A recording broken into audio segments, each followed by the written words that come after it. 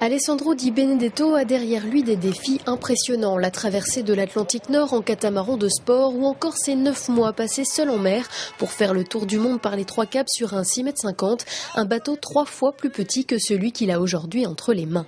Le skipper veut maintenant se frotter à la classe au-dessus, le Vendée Globe, avec une nouvelle dimension pour lui, la compétition. On a remis à neuf le bateau, on vient de refaire l'anti-fouling, on a presque toutes les voiles neuves, on a refait le gréement.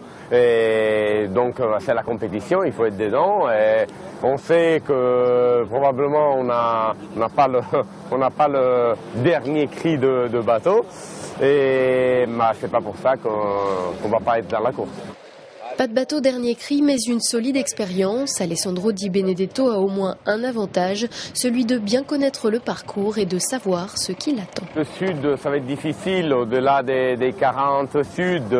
C'est là qu'on va commencer à avoir des basses pressions, des possibilités d'avoir des icebergs, et du vent fort, des grosses vagues. Et il y a des endroits que j'aime bien, et même avant Cape Town, le passage de Cape Town, c'est parce que on commence à voir les albatros.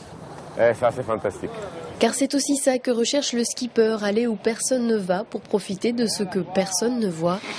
Un copain de voyage. Et les animaux le lui rendent bien. Lors de sa qualification, il avait sympathisé avec 2 hirondelles.